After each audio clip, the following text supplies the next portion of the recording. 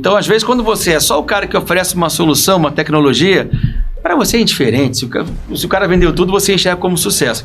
E a gente vai brincando em alguns projetos que a gente trabalha, e como eu falei, o Léo tem uma carteira muito diversa de projetos imobiliários. Projetos imobiliários de baixa renda, de média renda. De estresse. E a gente começou a brincar, inclusive, quando tem alguma situação desse tipo, como é que eu qualifico melhor o meu empreendimento? Eu vou começar também a incorporar uma casa, eu vou começar a vender um pouco de casa para dar densidade, para evitar o processo de você ficar com um loteamento bem vendido, 2 anos sem ninguém subir uma casa. Preço de lançamento foi base 100, só para dizer qualquer coisa. Passado X tempo, botar o custo de capital nesse 100, o custo de capital levou para 140. E o preço hoje é 180. O cliente está inadimplente, o que você faz? Dane-se, meu amigo. Um beijo, tchau. Você vai endurecer a negociação, vai usar a lei do distrato com força, devolver o mínimo possível, parcela e tal. É assim que funciona. Sim. Cobrança é mandar. Crédito é um bicho vivo. Você conseguiu fazer isso de tal sorte que o preço atualizado, portanto, vale o saldo de dívida, o preço destacou em relação ao saldo da dívida, não tenha dúvida.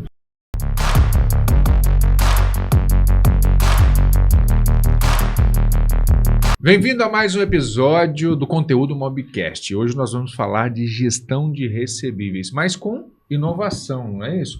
Inovação pura no processo, inovação em acesso ao cliente, inovação à gestão financeira desses ativos. Mas antes disso, nós temos que agradecer os apoiadores que tornam esse movimento educacional possível.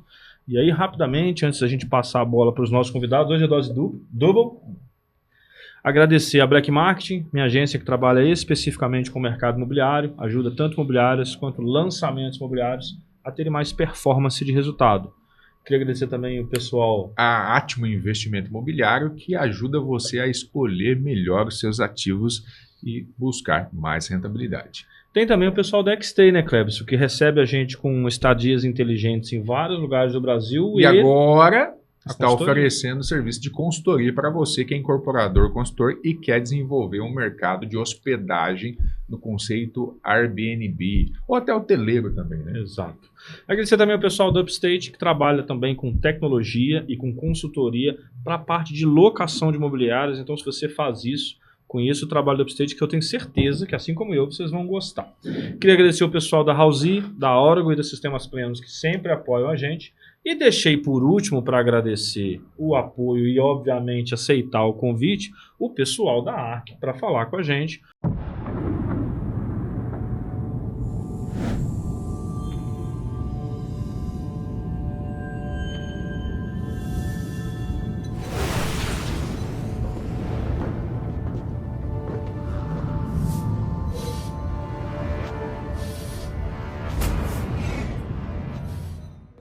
Sabe o que as maiores imobiliárias do Brasil têm em comum? Uma gestão financeira completa, do repasse garantido ao proprietário sempre em dia, à geração de boletos e cobrança eficiente. Com a Upstate, sua imobiliária terá um sistema próprio e uma equipe especializada sempre à disposição para a emissão de boletos e repasse para os proprietários e muito mais. Faça parte dessa revolução.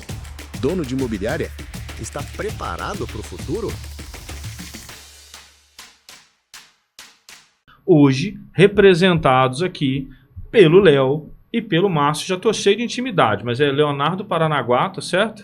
Mas só todo mundo que me conhece é Léo. É Léo e o Márcio Lobo, que vieram aqui contar sobre essa gestão, sobre esse modelo de negócio da ARC. Pessoal, bem-vindos e obrigado por ter aceito o convite. Muito obrigado pelo convite, pela recepção. Obrigado, um prazer estar aqui. Boa, boa. Bom, vamos lá, me conta um pouquinho, a gente estava conversando aqui nos bastidores, mas agora está valendo, nossa audiência está assistindo, me conta um pouquinho da trajetória de vocês até criarem a ARC e principalmente o porquê criar a ARC, para depois a gente ir desvendando aí tudo que a ARC consegue trazer para o mercado imobiliário. A história nossa, nós somos 2 dos sócios, né? A gente tem outros sócios na empresa, mas acho que a catalisação de tudo vem através de nós 2. Vem de uma relação de trabalho nossa super antiga. A gente começou trabalhando em banco muito tempo atrás. Como ele falou antes, começou aqui em 95 no Bozano. Eu entrei na virada de Bozano Simonsen, quando o Santander comprou esse banco. A gente se conheceu lá, trabalhando no mercado financeiro. E aí, lidando com o mundo imobiliário, era muito distante ainda da nossa vida, né? De alguma forma, o imobiliário navegava pouco, né? Esses bancos de investimento tinham muito pouco contato. O Brasil abriu faz pouco tempo o crédito aqui no Brasil ainda. Cara, tanto que a história dos bancos de investimento lidarem com o mundo imobiliário começou a acontecer quando o crédito começou a ficar disponível. A gente sempre teve a história do compulsório da poupança, né? Dos bancos seriam obrigados a destinar 65% da poupança para financiamento imobiliário. Mas isso só começou a acontecer de fato nos anos 2004, 2005, 2006, e aí por conta daquela oferta final de crédito, e o Brasil vivendo aquela época mais estável, né, de juros controlados, de crescimento, etc., aí veio a presença dos bancos de investimento, né, começaram a participar, mas muito mais para fazer intermediação, IPOs e debêntures e etc., do que de fato lidar com o dia a dia da atividade imobiliária. A atividade imobiliária, sabido, é uma classe de ativo ultra relevante no mundo inteiro para qualquer tipo de, né, alocação de capital. Mas no Brasil esse negócio sempre foi feito de uma forma menos profissional, né? Compra um apartamento para aluguel, tal, etc. Mas a nossa origem é de banco de investimento. Lá atrás, e da nossa amizade e convívio, acompanhando acompanhando a carreira do outro, é que surgiu a história nossa de sociedade, que é recente. A empresa tem mais tempo, mas a nossa sociedade é mais recente. Mas vocês se desviaram ao longo desse período? Você foi para um lado e foi para o outro, ou sempre trabalharam juntos? Não, se desviou. A gente teve uma pequena sociedade depois de banco, numa boutique de investimentos, e essa boutique começou a preparar e trabalhar em algumas operações de abertura de capital. Em uma delas foi a Tecnisa. A Tecnisa, nesse processo eu trabalhei bastante, e o dono acabou me convidando para não só estruturar, mas entrar na própria empresa, e em pouco tempo eu virei o diretor financeiro da empresa. Então vivi o ciclo todo, né, de abrir o capital da empresa, a primeira exposição a mercado, a investidores, pressão de crescer. 2008 o Lehman quebrou, eu estava em roadshow em Nova York falando com o investidor quando parou tudo. Imagina. Aí cessa crédito. Então esse período a gente ficou distante, mas aí a relação de amizade permaneceu sempre, né? Então foi ali, prestando serviço, trabalhando numa empresa, um processo de abertura de capital, que a gente teve uma primeira... seguimos caminhos diferentes profissionais. Legal. Ambos somos engenheiros mecânicos, que é coincidência. Eu não trabalhei com engenharia, acho que o Léo trabalhou um pouco. Acabei indo para o mercado financeiro, fiquei no mercado financeiro em banco por quase 9 anos. Depois eu empreendi, comecei com empresas de assessoria financeira, onde fomos sócios por um período. Fizemos toda a sorte de operações, desde fusões e aquisições, captações, preparação para abertura de capital, fechamento, mas sempre muito próximos, né? A gente, quando o Léo saiu para a Tecnisa, a gente já tinha um grau de amizade grande, e a gente sempre olhava para o mercado imobiliário e entendia e enxergava que ele ainda não tinha as ferramentas apropriadas para o seu financiamento. Daquela época, 2006, 2007, 2008, para hoje o mercado mudou. No mercado imobiliário você tem hoje não só a figura dos fundos imobiliários, mas ele se sofisticou de uma maneira totalmente diferente. Em 2014, foi 14 eu acho, o Léo, depois de ter cumprido aí uma agenda bastante pesada, tanto na Tecnisa, mas depois numa outra empresa, numa loteadora, ele acabou decidindo abrir a ARC, montar a ARC, muito com a visão de que, e a gente conversava muito nessa época, existia uma lacuna de informação. A informação que é muito importante quando você opera crédito, quando você tem uma gestão de uma companhia, a informação do mercado imobiliário, ela trabalhava com uma lacuna ou com um nível de profundidade ou de detalhamento que não era o adequado. E quando você fala em crédito, você está falando de um ativo que ele é vivo, né? Uma carteira imobiliária, ela é um animal vivo, ela muda a cada mês, ela muda a cada ano, e se você não tem um acompanhamento muito próximo e qualificado, dentro de um período não muito grande, você pode ter um ativo totalmente diferente. Um ativo que era saudável deixou de ser saudável, um ativo que eventualmente tinha uma estrutura ou um comportamento de crédito, de adimplência, muda muito por vários motivos. Nós estamos falando de um bem de longo prazo, com financiamento de longo prazo. Então, nesse momento, o projeto original, na verdade, nem era montar a ARC para oferecer o serviço. O Léo resolveu me chamar para a gente, um grupo de amigos, de pessoas conhecidas, começar a investir no setor imobiliário, pela experiência que ele já tinha dentro de casa.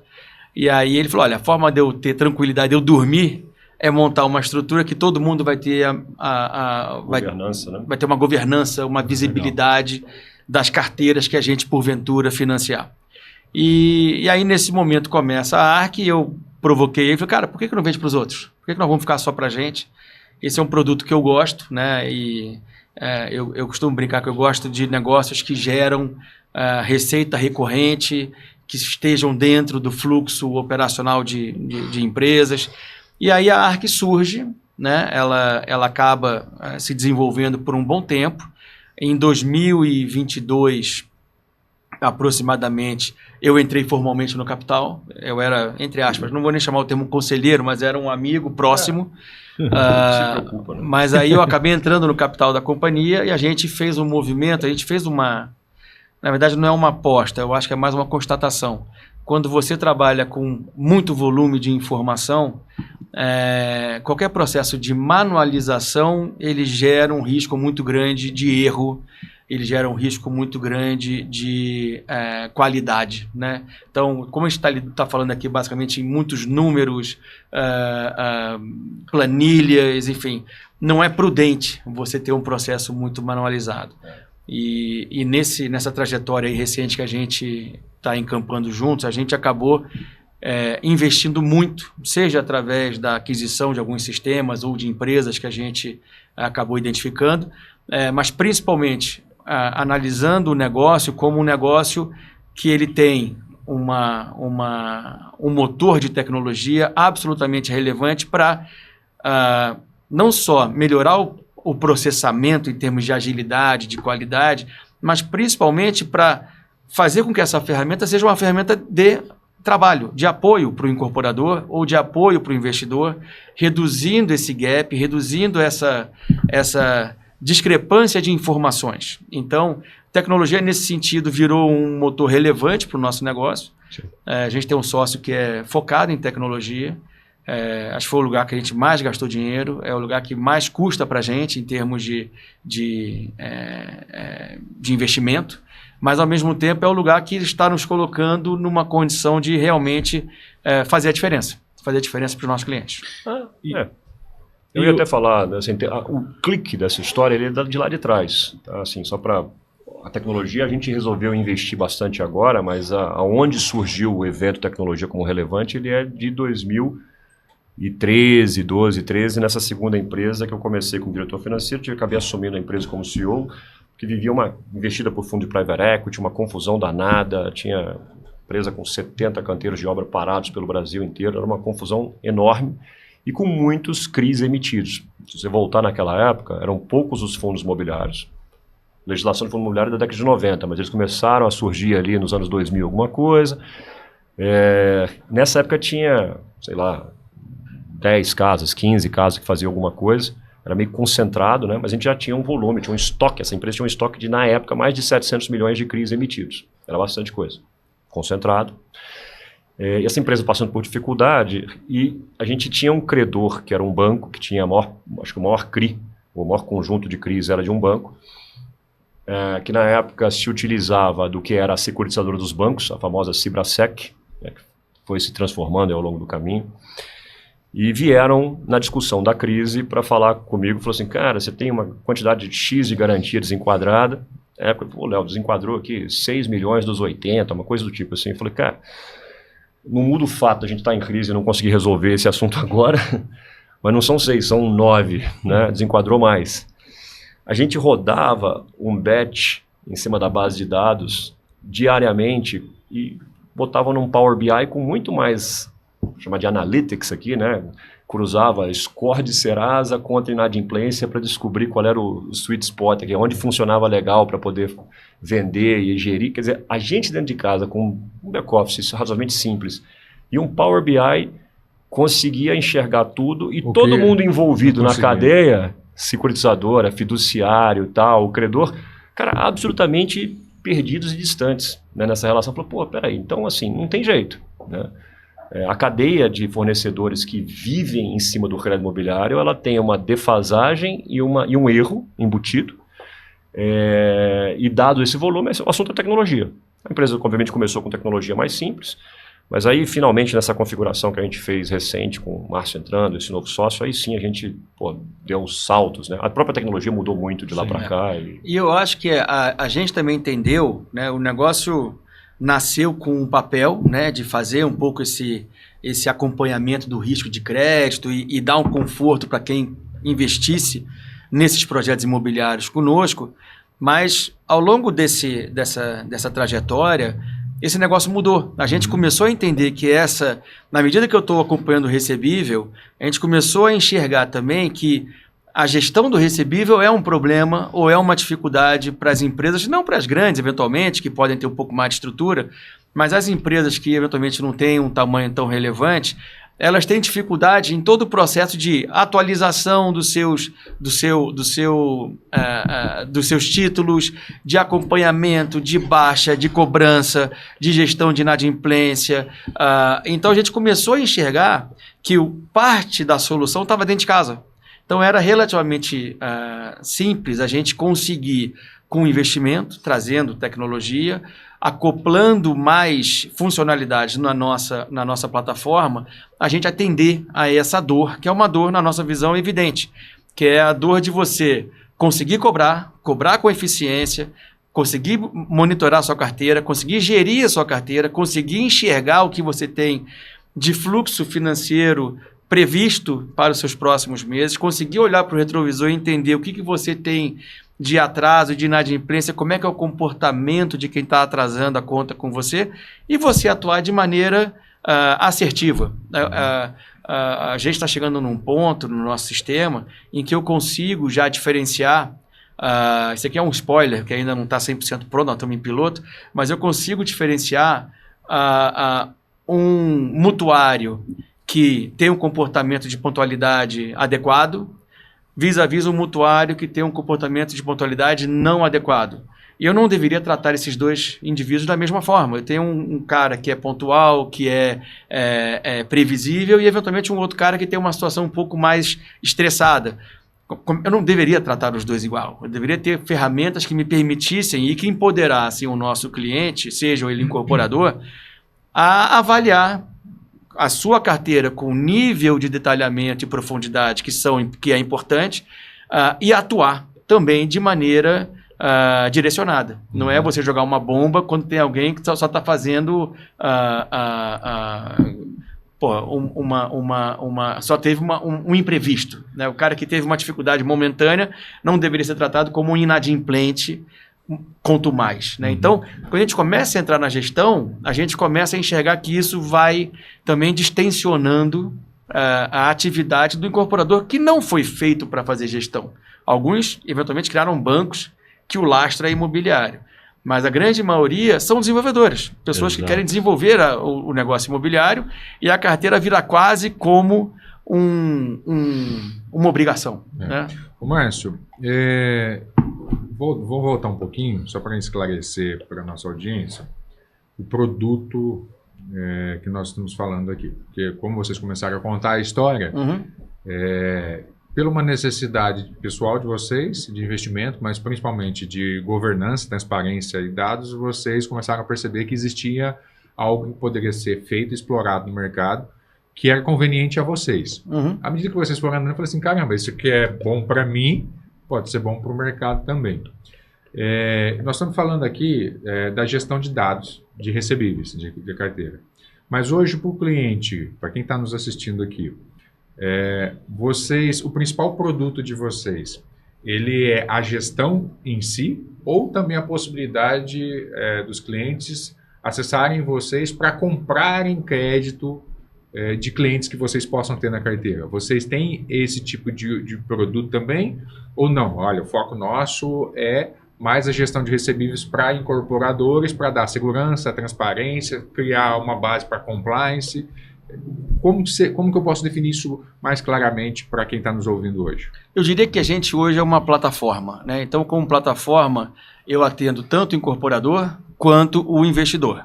A gente não tem uma estrutura, vamos dizer, eu não sou uma instituição financeira para emitir operações financeiras, eu não sou um emissor de CRI, por exemplo, mas a gente consegue dar suporte aos nossos clientes que queiram emitir CRI e também consegue dar suporte aos investidores que queiram investir em CRI.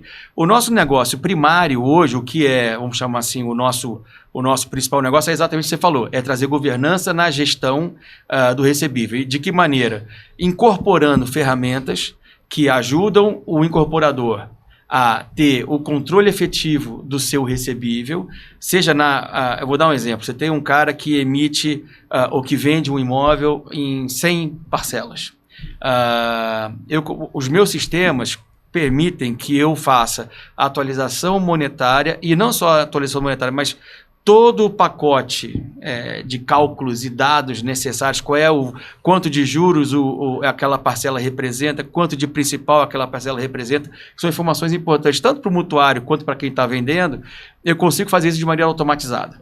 Então, o que hoje é uma dor que a gente percebe em alguns incorporadores, que é o esforço que ele tem que fazer para atualizar a parcela, a gente já tem isso automatizado. Integrado numa estrutura que a gente montou de conta digital, onde eu consigo já emitir todos os boletos com nível de assertividade de 100%. Então, eu consigo emitir todos os boletos atualizados e, acoplado a essa emissão de boletos, a gente criou uma régua de cobrança em que a gente, quando emite o boleto, já faz o processo de comunicação com o mutuário de maneira eletrônica e com multicanal. Então, eu faço via e-mail, SMS, WhatsApp, qualquer ferramenta de comunicação com aquele mutuário, a gente inicia um processo de informação de aviso. Então, olha, você tem um boleto vencendo dia tal, se você não recebeu o boleto, clique aqui que ele está disponível. Se você tem alguma dúvida, entre em contato conosco. E se ele perde o pagamento, a gente já coloca também um aviso não de inadimplência, mas de atraso, com atualização de boleto, se necessário for. Então, a gente cria uma estrutura que ela vira uma ferramenta automatizada na a operação daquela carteira de recebíveis. E em qual momento eu posso entrar, posso plugar vocês? Então, assim, a gente tem vários momentos. Eu tenho o originário, que é o cliente está desenvolvendo um projeto Greenfield, um loteamento que eu vou gerar uma carteira 240 meses para receber, né, ou mais. Eu tenho um momento também que eu posso, como investidor, ter comprado uma carteira. Uhum. E talvez eu não tenha a expertise ainda. Eu posso acessar vocês já no momento antes de adquirir essa operação. Posso acessar vocês quando eu vou incorporar e desenvolver o produto, ou eu posso acessar vocês depois já está na minha carteira. Sim. Eu preciso só para vocês. Qual o momento? Ou independe? O ideal é, como quase tudo na vida, quanto antes melhor, né? Uhum. A gente consegue evitar vários problemas o que é uma carteira? A carteira nada mais é do que um contrato entre duas partes, com um sistema de amortização que pode ser os conhecidos ou pode ser uma invencionice do próprio empreendedor, pode criar uma. O objetivo dele é vender e ele se faz de banco, né? Ele ocupa um papel de banco e cria a sua própria forma de... ele criou.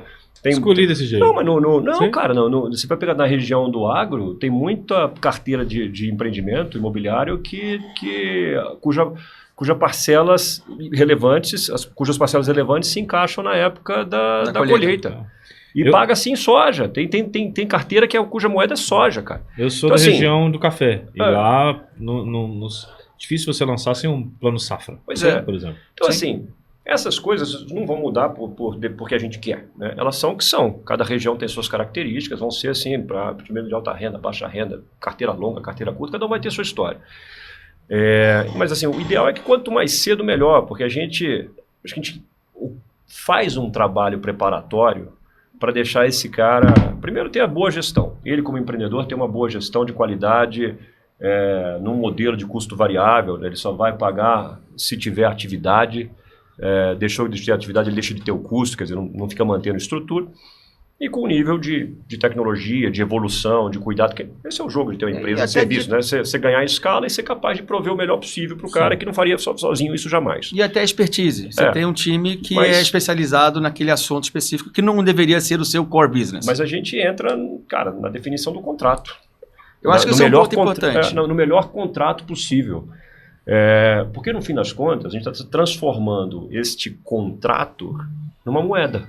Sim. Esse processo de transformação dele numa moeda, e a tecnologia é para transformar esse processo digitalmente, né? Então, ter a conta digital, esse contrato virar uma CCI digital. Então, esse processo inteiro, quanto mais cedo, melhor. Se ele vai utilizar isso para monetizar, é outra história. Às vezes o empreendedor não precisa, não quer, tem capacidade, gosta da carteira, né, e consegue conviver, mas essa não é a realidade da maior parte dos empreendedores, né? O empreendedor imobiliário é quase que um pedinte de luxo, está o tempo inteiro atrás de dinheiro para poder fazer negócio, porque senão, assim, depende de capital, é uma atividade de capital intensivo. O crédito imobiliário ele é disponível para poucos, né, através dos bancos, não é para todo mundo. Cara, o Brasilzão é enorme, né? Então, assim... Deve ser gigante. É brutal. Tanto que está migrando para o mercado de capitais de uma forma bem, bem rápida. Então, é aqui que a gente entra. Quanto mais cedo, melhor. Agora, entrar no meio do caminho para corrigir rota que deu errado, para fazer um negócio de uma operação de crédito imobiliário com uma estrutura mais sofisticada, com níveis de subordinação diferentes, a gente está no meio. Então, a gente se mete nessa etapa em qualquer momento. Vocês gostam do problema? Na verdade, assim, tentando até simplificar um pouco mais, eu costumo dizer que estoque não necessariamente é moeda. Então, quando você tem uma empresa que tem estoque, mas aquele estoque está lastreado, eventualmente, num contrato que não seja securitizável, ou seja, por algum motivo aquele contrato não tem cláusulas que são importantes ou relevantes, ele é um contrato frágil. Aquele estoque, o câmbio daquele estoque para uma moeda não é o melhor. O que a gente procura fazer? Orientar, né?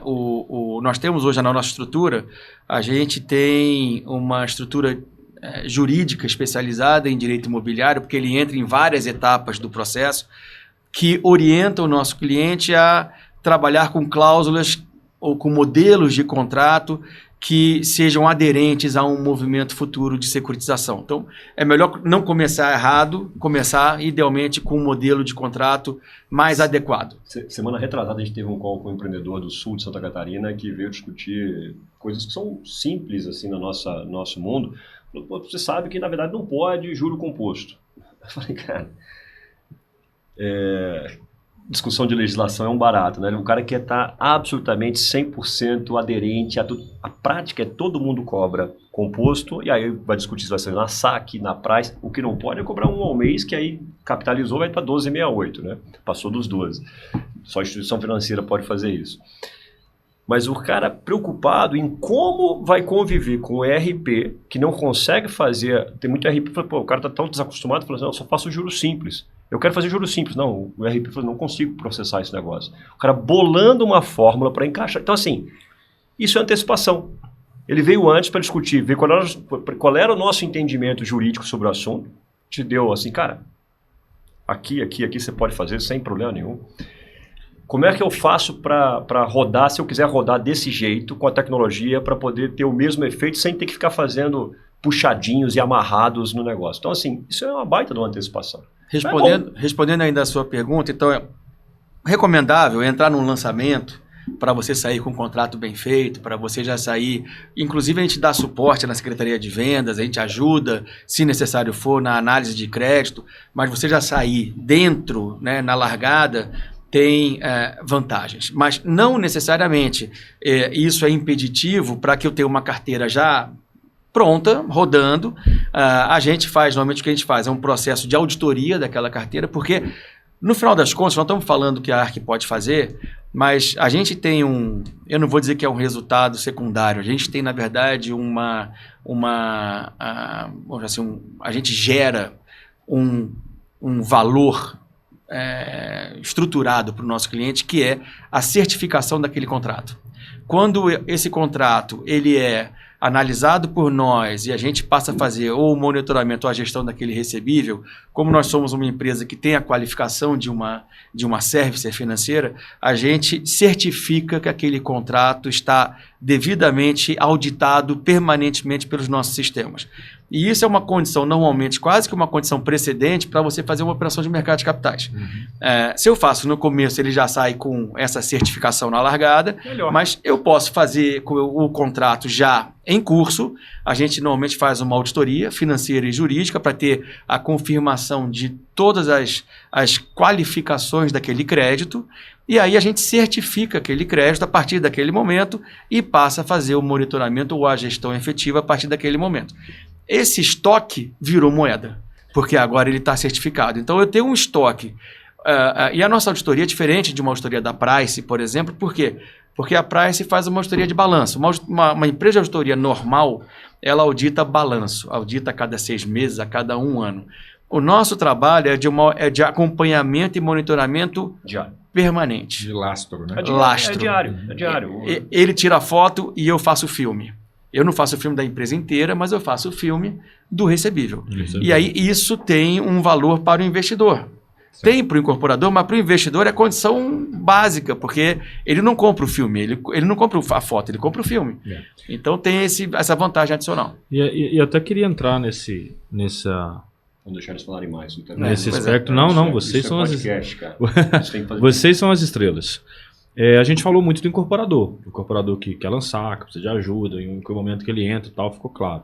E a outra ponta, a ponta do dinheiro, das holdings, do grupos de investidores, enfim, que querem entrar neste mercado, mas querem entrar de forma correta. Ele também encontra em vocês essa solução? Ele também pluga no mercado com vocês?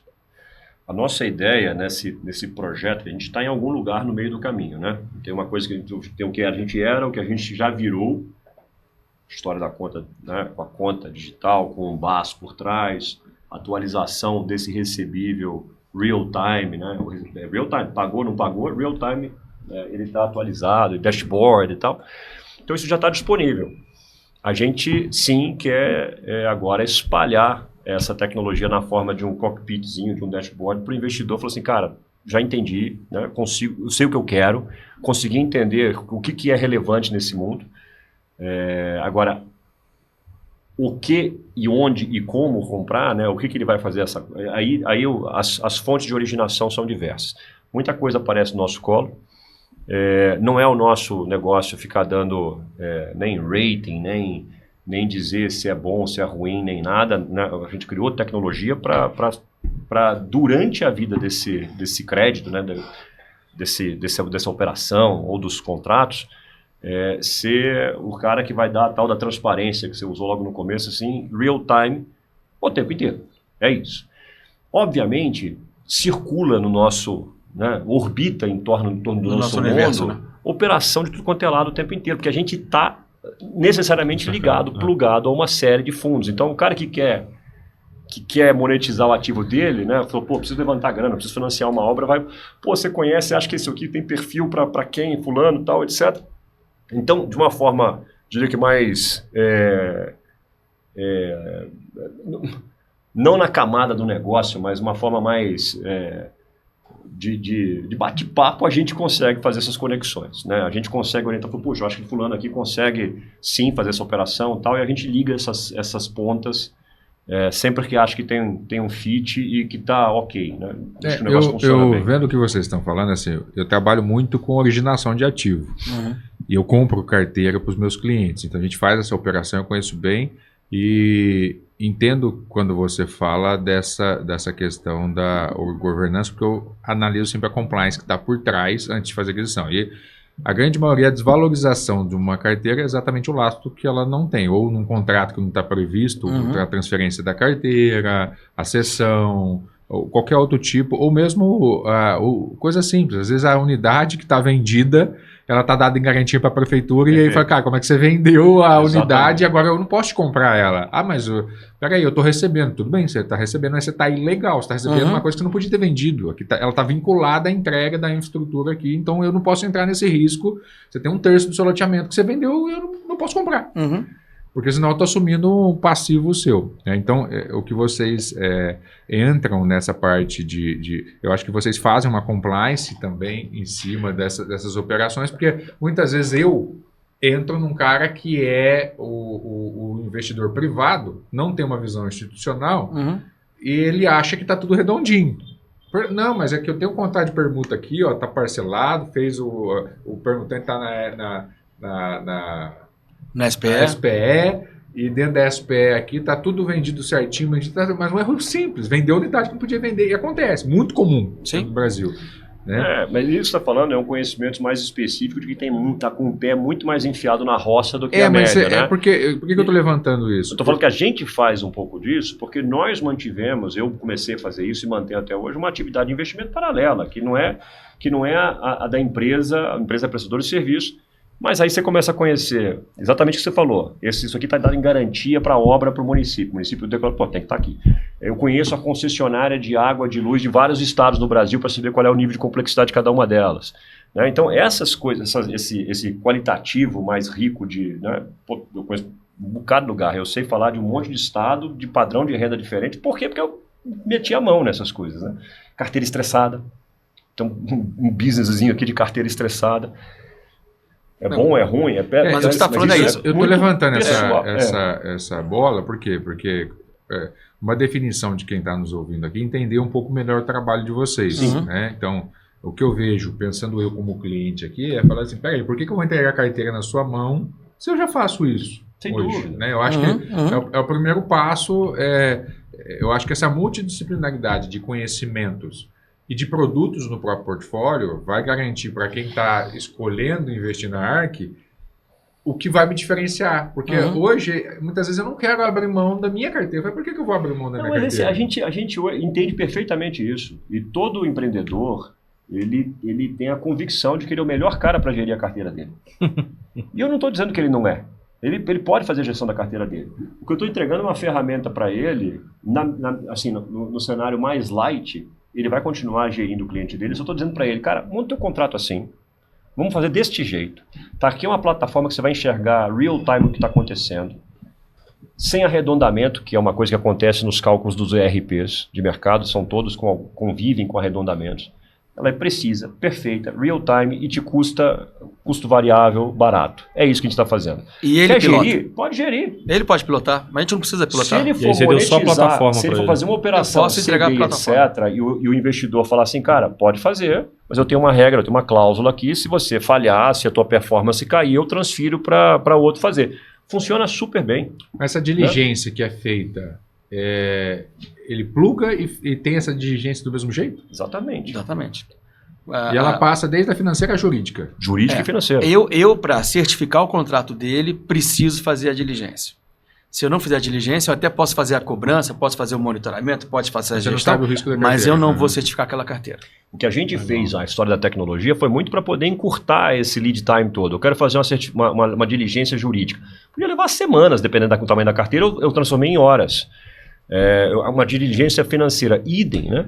Então ficou mais claro para mim. Na verdade, você tem o serviço de gestão. Tenho. Mas você tem um SaaS ali. Se ele quiser, ele pega o SaaS. sistema e modular. usa para ele. Modular. Honestamente, para nós, quanto mais SaaS for, melhor. Aí você É que, no fim, nas operações, acontece muito isso. Tem operação de crédito onde o investidor, que é o mandatário, né, ele está te dando um mandato. Falou, olha, pode seguir lá com o empreendedor.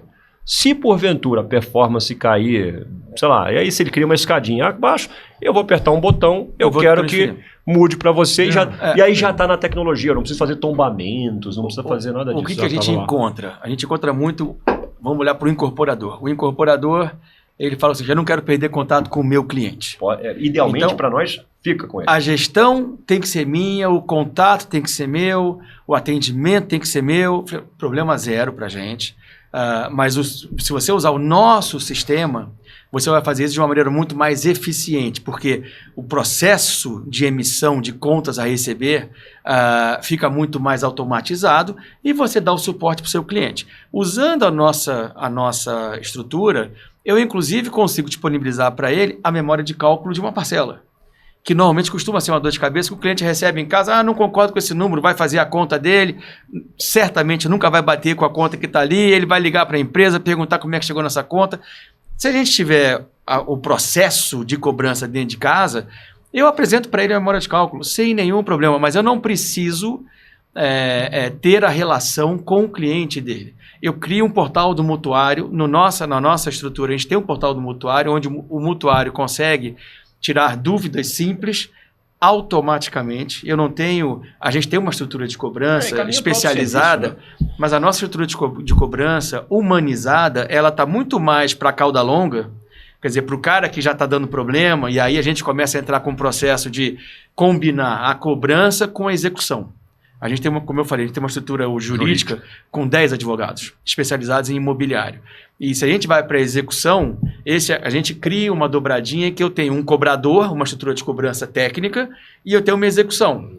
E eu crio essa dinâmica de você notificar o devedor que está com mais, sei lá, 60, 90, 120 dias de atraso. Você começa a trazer um tempero jurídico que, para a maioria, é suficiente para o cara voltar. Acho que um jeito bom de descrever, a gente nasceu como serviço puro, né? Cobrar, fazer gestão, espelhar, jurídico e tal. Aí, no meio do caminho, surgiu, né, migramos para o SaaS, e o SaaS está tomando o seu corpo. E aí a venda do know-how dentro do dashboard. Venda do know-how. Exatamente. Aí dashboard, real time, em vez de você ter a tua conta bancária lá e vai fazer conciliação, ela está conciliada e transformada em inteligência. Né? Aí os indicadores a gente vai melhorando, a gente está criando várias coisas, vários indicadores que, na minha opinião, na nossa opinião, a gente discute isso, faz sentido, vamos investir nesse indicador. Agora, no futuro, eu acho que é difícil ainda a gente conviver sem o serviço, né? O serviço continua acontecendo, porque as carteiras, porque crédito é um bicho vivo, crédito né? Ele dá pinote, ele derrapa. E também tem subserviço, né? Pelo que eu tô entendendo, você tem o all-in aqui e você tem o SaaS aqui, mas à medida que o cara não entende tudo, ou de repente ele descobrir algo que ele não sabia que precisava fazer, você tem o upgrade. Né? Ele pode ir subindo também de nível. Sem dúvida. Isso aqui é exatamente isso. A gente está, como algumas outras empresas, meio que trabalhando, vou falar de uma forma mais genérica, mais macro, só que dentro do imobiliário, criando infraestrutura para o crédito privado. Nossa solução é modular e atende a todas as etapas. Por que eu estou falando que talvez tenha esse upgrade? Porque, por exemplo, eu vou pegar dados reais. Eu já entrei em carteira comprando mais barato, onde a inadimplência era 32%. Eu entrei em 90%. Carteira de loteamento. Só que em 6 meses de trabalho a gente conseguiu levar para 4%. Aí eu falei assim, mas por que você conseguiu? Gestão de informação. Sim. E o serviço pós-venda, que é exatamente a ligação para entender o que estava acontecendo na negociação, recuperação de crédito. Então, todo um processo que estava fazendo. Só que isso só foi possível porque a empresa que entrou junto comigo, ela era especialista em cobrança. Ela entrou... talvez ela não tivesse o sistema todo igual você tem, porque fazer tudo um painel que eu via era Excel, né? Mas estava tudo planilhado, certinho no CRM e fazia as contas para me mostrar. Falei, está vendo aqui, olha, o que a gente recuperou? Olha o modelo de cobrança, olha, a parcela é vencer 5 dias antes, a gente mandava mensagem, 3 dias antes, no dia, depois pós a gente ligava, depois viu que passou 7 dias, a gente já entrava em contato, tentava fazer negociação, não, há 15 dias já estava notificando. Então, existe uma solução em esteira que, a partir de aplicada, funcionava muito bem e que muitas vezes, quem faz isso há 30 anos nunca adotou. Não.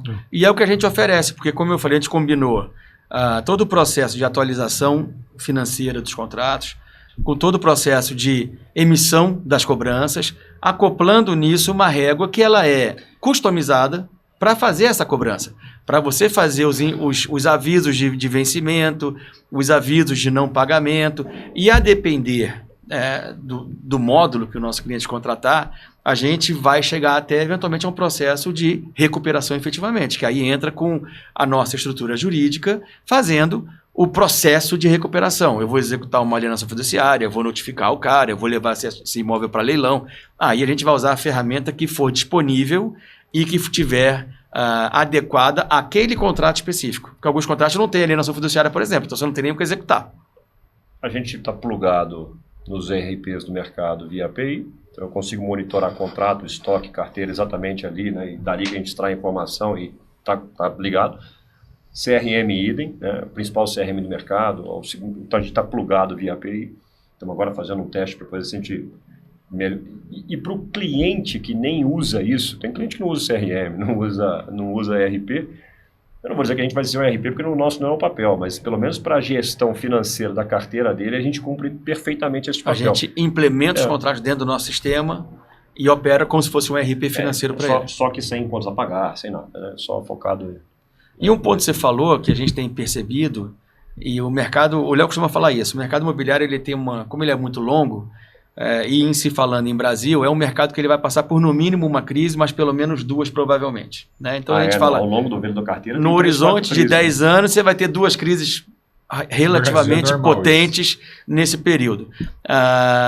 Então, nesse sentido, o que a gente tem percebido, e esse é um momento que a gente está vivendo interessante, muitos desses contratos que as carteiras foram vendidas e o investidor tem a possibilidade de virar a chave e passar a fazer a cobrança e não simplesmente acompanhar a cobrança, a gente tem percebido momentos exatamente nesse sentido. Muitas incorporadoras ou algumas incorporadoras não estão performando dentro dos critérios que estavam negociados com os seus investidores, e os investidores estão acionando essa cláusula de tomar conta da carteira para fazer uma gestão mais efetiva, mais eventualmente um pouco mais rígida, um pouco mais atuante, para corrigir essa rota. Então a gente tem percebido isso, e nessa hora o que ele faz com a gente? Ele só vira a chave. Fala, você está fazendo esse trabalho, agora você vai passar a fazer esse trabalho também. Ele aciona um outro módulo. É um mandato. Hoje vocês conseguem ter dados preditivos com base na carteira? Cara, estamos indo para isso também. Quando eu falei de desenvolvimento de indicadores, a gente está fazendo isso. Quando eu te contei lá atrás daquela empresa, né, que eu acabei tocando no período de crise, a gente tinha uma massa de carteira super interessante lá. Tinha uns 50, quase 60 mil contratos ativos com todos os perfis de renda espalhados e tal. E rodar os batches, né, no BI diariamente e cruzava com algumas informações, a gente começava a entender como é que funcionava esse negócio. Tem muito mais informação disponível hoje, né? Então a gente está começando a criar alguns botõezinhos ali, alguns modos para poder fazer exatamente isso. Começar a dar... Porque os problemas eles começam a acontecer muito antes, né? Você começa... No problema, pum, bateu aqui, né?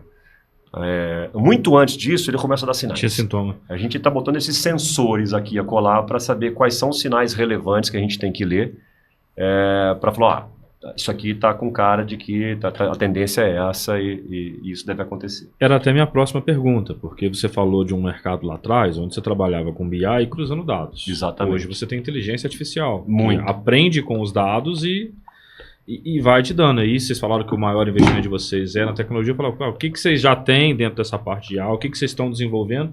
Porque às vezes o incorporador de casa ou o fundo que está assistindo, ele, beleza, eu gosto de IA, mas como que a IA está atuando já neste negócio junto com a ARC? Isso aqui já está na nossa esteira de desenvolvimento, de criar exatamente isso. A gente está primeiro fazendo análise histórica, né, puxando esses dados de indicadores que a gente acha que são relevantes em relação aos mutuários e o comportamento dessas carteiras. Obviamente, a gente tem que tomar bastante cuidado nesse processo, porque não necessariamente as carteiras elas têm características regionais diferentes, de judiciários diferentes, de modelo de gestão. Na tua carteira que você comprou com 30 e pouco % de inadimplência e trouxe para 4%, provavelmente a gestão era ineficiente, descuidada, tal, etc. Então não dá para comparar exatamente, mas dentro de uma carteira que tem um modelo específico de gestão, imaginando que ele tá permanecendo estável, isola essa variável, ela está estável. Eu consigo fazer exatamente isso e começar a ensinar a inteligência artificial a começar a fazer previsões baseadas nesses sensores, nesses indicadores que a gente julga serem relevantes. O que nós estamos fazendo agora são testes. O que é relevante medir, né? Porque não adianta medir tudo custa caro e não traz nada, né? Então, tudo é multifatorial nessa vida. Né? E você vai usar todos esses dados? Não, o que é relevante? Se chover...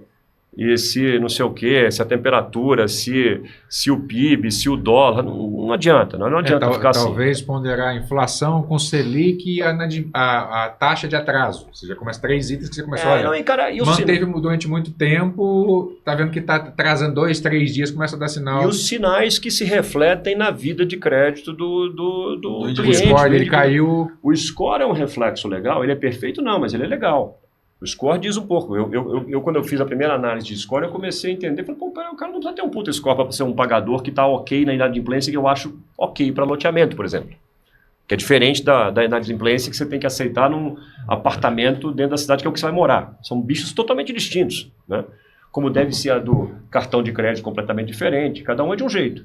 Sim. Então, para essa faixa de animal aqui, ó, este bicho chamado loteamento que a gente está dizendo aqui, mas podia ser qualquer outra classe de ativo dentro do mundo imobiliário. O score pode estar aqui nessa linha. É que ele funciona super bem, porque eu estou ok, por exemplo, com uma inadimplência de até 10%.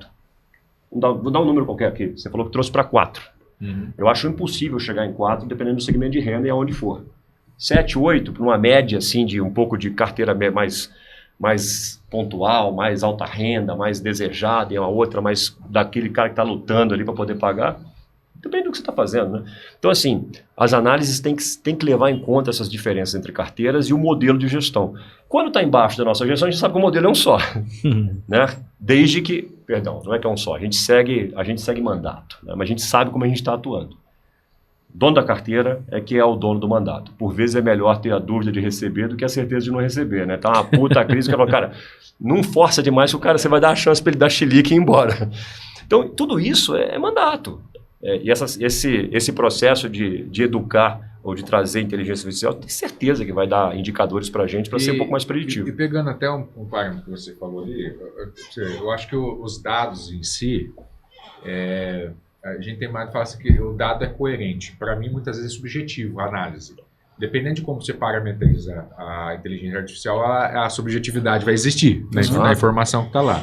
Então, o score, vou te dar um exemplo com base num aprofundamento com perfis de cliente com renda anual acima de 1 milhão. Tá bom. De operação. Muitas vezes o score é baixo. Sem dúvida. Se o cara é dono de empresa, PJ... Muitas vezes, se você se basear pelo score, você não fecha negócio nenhum com esse cara, porque o score do cara está ali entre 500 e você está buscando o score de 800. E aí o cara fala assim, cara, não encaixa de jeito nenhum. E o banco já não vai fechar. Você tem a chance o banco até tem essa inteligência. O ruim é quando na mesa de um loteador ele não tem essa inteligência. Porque quem está gerindo a carteira dele é um técnico dele que não entendeu uma tabela. O que é o score. Mas quando a gente está falando do empresário, você tem isso mesmo. Né? Empresário, assim, eu vejo o meu, quanto ele flutua, bate 400, vai para 900. O que aconteceu nesses 3 meses? Vocês têm esse serviço de ir para uma secretaria de vendas num lançamento para fazer análise? Sim. A gente faz isso para dar suporte para todo mundo. Mas assim, está na categoria serviço que eu acho que a gente não despluga, né? Vai acontecendo ali. Mas assim, voltando para o cliente típico mais, né, do produto que não é de altíssima renda, senão o comprador também vai ser um empresário, vai ser um puta... Mas voltando aqui para a base, a maior parte das pessoas, cara, tem emprego, é um profissional liberal, consumos parecidos, problemas parecidos, né? Então, quando a gente desce um pouquinho, fica mais fácil a gente correlacionar score. Aqui é escolher... Eu acho que o score é uma das... Sim, é um dos indicadores. É um dos indicadores interessantes, porque na grande maioria ele reflete o que é a população, que é o comprador do imóvel. Não as exceções, né? Eu tenho empresa... Mas não é o único, né? Não sei o quê. Então, mas tem que parametrizar, né? Porque exatamente, senão eu vou fazer uma... Até na venda, se eu não souber explicar por que a minha carteira, o score médio dela é esse aqui, o cara que está analisando fala, se está muito baixo essa operação, ele vai desvalorizar. Na verdade, às vezes o score está num ponto de 500, 550, ali 600, mas às vezes a satisfação da minha carteira está muito mais do que positiva em relação às métricas que ele dá. Eu vou te falar que o score que eu acho que funciona para ter uma inadimplência ok é abaixo disso com folga, tá? 450. Não, vou falar que, cara, até abaixo de 400 dá para conviver bem. Não tem nada de... E eu vejo também uma coisa de personalização, assim, de você entender o objetivo da incorporadora, a velocidade de venda que ela quer fazer e jogar o risco dentro desse momento. Porque tem um momento... Eu te falo agora como gestor. A gente tem lá uma incorporadora imobiliária e lá eu atuo como gestor de vendas. Tem um momento de você aceitar uma proposta. Vou colocar porque eu preciso. E tem um momento que você fala assim, não preciso, tô saudável, tô tranquilo, só quero proposta boa. E vice-versa. E eu imagino que o crédito é a mesma coisa. É igual. Você vendeu um empreendimento, vamos dizer que o preço de lançamento foi base 100, só para dizer qualquer coisa. Passado X tempo, vou botar o custo de capital nesse 100, o custo de capital levou para 140. E o preço hoje é 180. O cliente está inadimplente, o que você faz? Falou, dane-se, meu amigo. Um beijo, tchau. Você vai endurecer a negociação, vai usar a lei do distrato com força, devolver o mínimo possível, parcela e tal. É assim que funciona. Sim. Cobrança é crédito é um bicho vivo. Você conseguiu fazer isso de tal sorte que o preço atualizado, portanto, Vale o mais, saldo né? de dívida, o preço destacou em relação ao saldo da dívida, não tenha dúvida. Agora, se acontecer a situação inversa, onde, em vale grande menos, escala nos Estados Unidos detonou a crise do subprime Eu lá em quero 2008, dinheiro, eu quero ativo de volta. fala, meu amigo, passar bem. É melhor ter um problema do que não ter nada. Então é isso, tem mandato. Esse mandato depende de inteligência, você saber, cara, olha, vendeu aqui, o preço era esse, o preço está aqui, o saldo de dívida está aqui, tereré, tereré, tereré. Minha recomendação, está aqui analisada, né? A tecnologia está para ir para isso. Minha recomendação é que se você forçar muito a barra aqui, você pode causar uma hecatombe. Quando a gente falou em preditivo, acho que tem algumas coisas que são importantes dentro de uma operação dessa, que foi o que acho que vocês devem ter feito isso, o desbalanceamento de carteiras atrelado à IGPM, lá atrás. Isso deixou de existir quase, felizmente. Porque por conta dessa variação dólar. Na taxa, Sim. Os contratos atrelados, muitas vezes o cara que está pagando olhava o que eu fiz. Não, e o engraçado, aí a gente tem que sempre... tudo na vida é uma escolha, né? Então, o IGPM, ele foi um indexador ótimo durante um bom por tempo. 90% do tempo. Em 10% ele corrigiu. E aí o mutuário, esses 10%, ele quer rasgar tudo. Fora. Então, assim, hoje, o IGPM não está atrelado à inflação, né? Ele tem efeito câmbio. Ele tem efeito câmbio muito forte. Nem sempre o câmbio está relacionado a risco efetivo, a realidade nossa. Uhum. Então, por isso que o IPCA vem vencendo, né?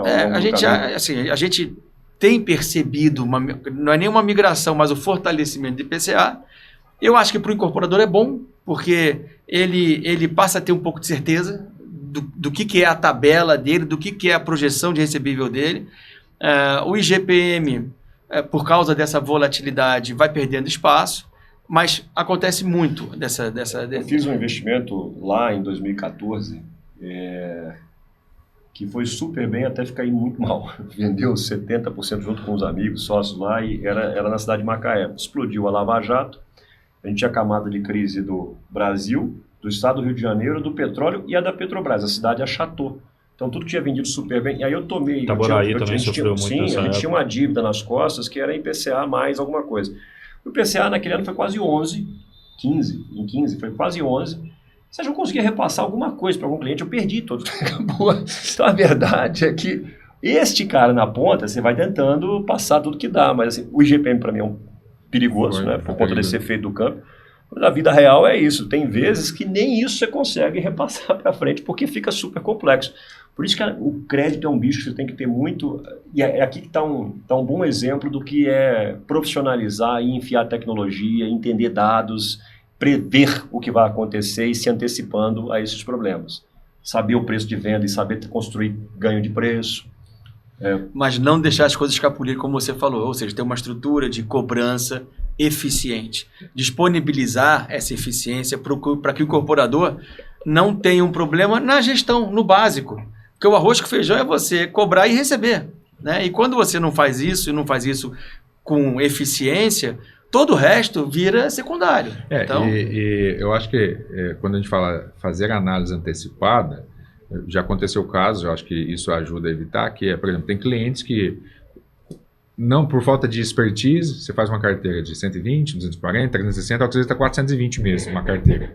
Né? Não é comum, mas existe. É um monte de perpétuo isso aí. Só que muitas vezes o cara ele olha para a parcelinha, vai abaixando para poder facilitar isso, e ele vai criando um lastro com passivo jurídico lá na frente, que foi o que aconteceu com esse cliente meu. A gente comprou, era um cliente, a gente comprou a carteira por conta do problema que ele criou para ele mesmo. Uhum. Porque quando passou esses 10 anos, os clientes começaram a perceber que eles estavam devendo mais do que o que eles compraram. O que eles começaram a fazer? Eles olharam, vamos devolver. Começou a devolver. Aí atrás disso já é um outro problema. Não teve adensamento. Supa ofertou, vendeu muito. Porque quando ele tem esse tipo de postura, a parcela é baixa, lança o loteamento de 2.000 lotes, vende tudo, mas não tem adensamento. Se não tem adensamento, não tem valorização. A sua carteira vai sendo sedimentada com uma inadimplência cada vez maior, a hora que você chega lá, você tem só o terreno e o terreno não vale mais nada. É exatamente o oposto desse exemplo que eu acabei de dizer, que você lançou a 100, o custo de capital levou a 140, mas o preço hoje é 180 ou 200. É exatamente o oposto. Aqui você não conseguiu produzir o interesse de gente a ponto de valorizar o imóvel, a dívida comeu. Mas vendeu tudo. Mas a dívida come. Então ele Dívida vendeu longa. lá, e muitas vezes isso é uma das coisas que os incorporadores não prestam atenção. Eles acham que só porque vendeu tudo, Tá resolvido. está resolvido o problema Vender dele. tudo nem sempre é sucesso. Eu conheço vários empreendimentos que criaram carteiras podres, que no final foi apodrecendo, como você está falando, foi dando motivo para ela. E ela não gira, né? O comprador é um bicho otimista, né? Ele é um cara, por natureza, otimista. E ele tem uma paixão pelo empreendimento. Não, tem sempre o melhor imóvel do mundo. Mas o meu... Mas é isso, ele já vê na conta dele o resultado do projeto sem ter que ter passivo jurídico, sem ter que ter nada. Nada vai acontecer de errado. Não vou ter que não vou ser cobrado em garantia nenhuma. Sem pesquisa de mercado. Mas você sabe que é interessante si. esse seu comentário, e aí um pouco do nosso lado, ele mais do que eu visto um pouquinho o chapéu de incorporador, mas ele veste bem mais do que eu. E a gente sente a dor, né? Então, às vezes, quando você é só o cara que oferece uma solução, uma tecnologia, para você é indiferente. Se o cara vendeu tudo, você enxerga como sucesso. E a gente vai brincando em alguns projetos que a gente trabalha, e como eu falei, o Léo tem uma carteira muito diversa de projetos imobiliários. Projetos imobiliários de baixa renda, de média renda. De estresse. E a gente começou a brincar, inclusive, quando tem alguma situação desse tipo, como é que eu qualifico melhor o meu empreendimento? Eu vou começar também a incorporar uma casa, eu vou começar a vender um pouco de casa para dar densidade, para evitar o processo de você ficar com um loteamento bem vendido, 2 anos sem ninguém subir uma casa. Então você tem que começar a criar vida. Aí, eventualmente, é um pouco o papel do incorporador. Eu vou tomar um pouco de risco, vou fazer 3, 4, 5, vou trazer investidores. Vou parte do patrimônio em prol do resto. Vou trazer vou trazer investidores para botar a casa pronta. E aí, eventualmente, eu começo a pegar o cara que comprou o lote e faço uma troca. Eu falei, pega o teu imóvel, já vira uma entrada na casa, vamos na caixa, te ajudo. A gente, nesse sentido, também acaba trabalhando e, como você falou, a gente faz secretaria de vendas? Faz. É o nosso sonho de consumo? Não, mas é um serviço que ele está dentro do espectro. Mesma coisa vale para repasse. A gente apoia as incorporadoras no processo de repasse. Aí você fala assim, mas o que você faz no repasse? Eu faço concierge. Eu faço negócio chato. Eu vou lá e monto a pasta daquele indivíduo para ele poder levar isso para o banco. Eu faço com que isso aconteça e não tenha atraso. Achar o melhor crédito. Então eu vou atrás dos bancos, mas eu monto a pasta do cara. O meu trabalho é trabalhar para o mutuário, o meu trabalho não é trabalhar para o banco, não é trabalhar para a empresa, é evitar que as coisas se engargalhem. É um serviço. Então o que a gente procura fazer na nossa solução é atender as dores. Né? Tem uma dorzinha na contratação na venda do imóvel, tem uma dorzinha nas chaves, tem uma dorzinha eventualmente, tem um pouco essa análise, que é uma análise um pouco de quem está... Vocês certamente estão no meio da guerra, mas você vê, cara, eu tenho um loteamento que não andou. Como é que eu faço ele andar? Como é que eu crio vida? Como é que eu tiro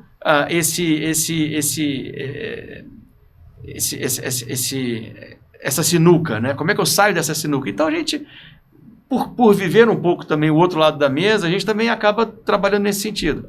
Então acho que não tem uma solução única. O que a gente procura fazer hoje, o sistema, ele tem uma aplicação muito evidente no nosso site, os nossos módulos de serviço, que é trazer eficiência para a gestão, eficiência para você gerenciar e garantir que o seu recebível esteja bem tocado. No fim, a tecnologia, que é o nosso sonho, né, que ela ocupe cada vez mais espaço, ela é ferramenta para serviço, seja a gente executando, ou você, ou o terceiro, quem quer que seja. Né? Alguém vai ter que trabalhar, né? Alguém vai ter que botar a mão para fazer o que tem que fazer. Mas é você usar a cabeça para a coisa certa. É isso aí. Pessoal, é a primeira vez que a gente trouxe essa temática aqui na mesa. Eu não sei o Cleber, mas eu gostei demais. E assim, o que fica aqui de legado para mim, eu queria avisar para nossa audiência e para vocês. Eu não conhecia direito o modelo ARC. Eu já tinha até conversado com vocês, num outro espectro e tal, com a equipe de vocês.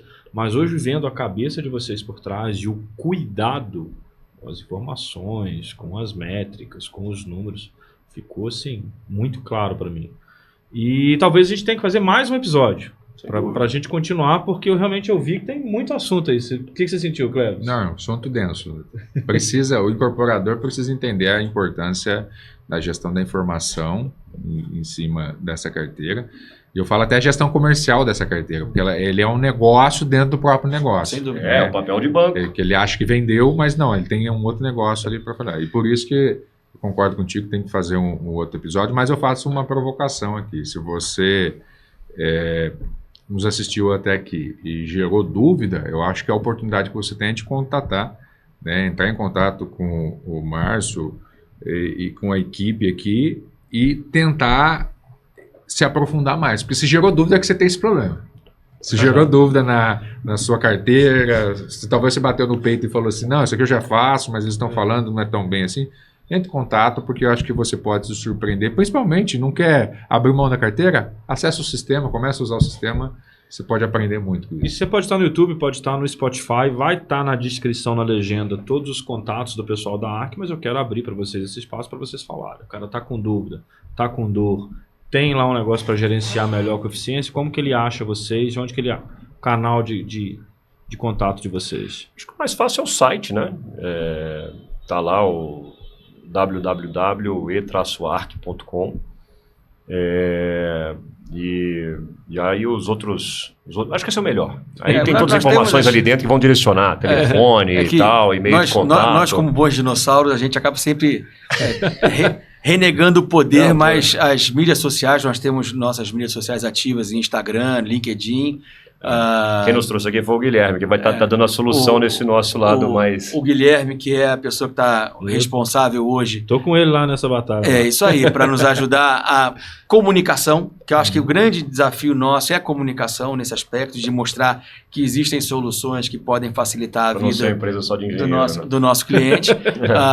Então, acho que o caminho é esse. A gente está nas mídias sociais, a gente tem também o site funcional, a gente tem toda a capacidade de entender se aquilo que o cliente quer, a gente tem a condição de atender ou não. Sim. E de que maneira, podendo fazer uma solução modular. A gente não quer, vamos chamar assim, eu não quero afastar o cliente do seu mutuário, eu quero apoiar ele para que tenha uma relação mais eficiente. Entregar inteligência. Entregar inteligência, eventualmente isso pode ter um efeito em custo, ele pode eventualmente conseguir melhorar a estrutura dele interna, alocando pessoas para fazer o que é o mais importante para a companhia.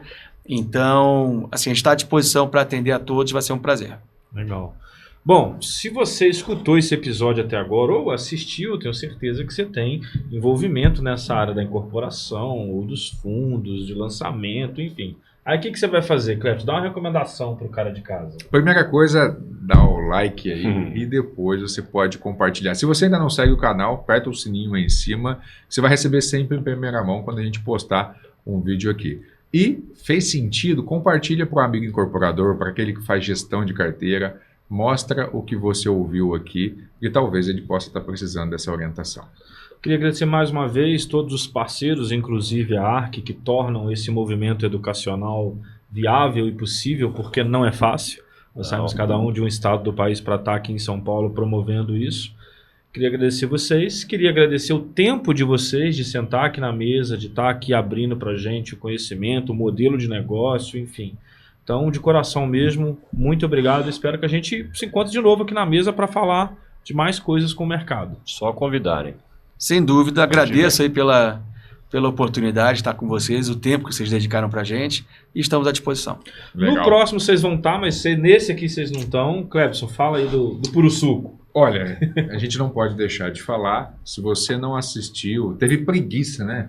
De assistir a temporada anterior ou a primeira temporada, aqui está condensado. Duas, aí né? Foi a então, primeira e a segunda. Está condensado tudo que a gente fez até aqui. Tá? Nós estamos na terceira temporada, mas isso aqui vai até a segunda temporada com as pessoas que a gente entrevistou e a gente redatou para você tudo aqui de forma condensada para que você possa entender mais sobre o mercado imobiliário e sobre essas pessoas que sentaram com a gente aqui, né, no conteúdo do Mobcast. Vocês vão ganhar de presente, fica tranquilo. O link está aí embaixo, tá? É só clicar aí. No próximo estaremos lá, com certeza. O que a gente fez foi, a gente pegou 66 episódios que a gente gravou. O que eu aprendi, que o Clebson aprendeu? Vamos transformar isso num livro também. Legal. Que legal. O conhecimento estava no YouTube, mas tem gente que gosta de livro. Vamos pro conhecimento no livro. Legal. E vice-versa. Foi isso que a gente fez. Parabéns. Parabéns pela iniciativa. Parabéns. Muito Tamo legal. junto. E a gente se vê então na semana que vem em mais um episódio inédito. O conteúdo do Mobcast. Valeu! Um abraço.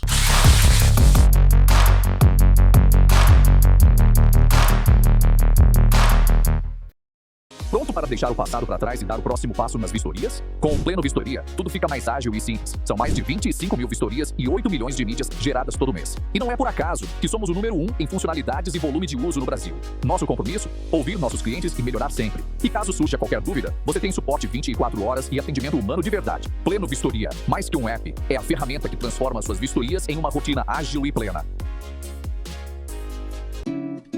Onde a cidade se encontra com o rio. Conveniência se encontra com diversidade. Sustentabilidade se encontra com preservação. Design se encontra com significado. E São Paulo se encontra com seu futuro. Parque Global. O mundo se encontra aqui.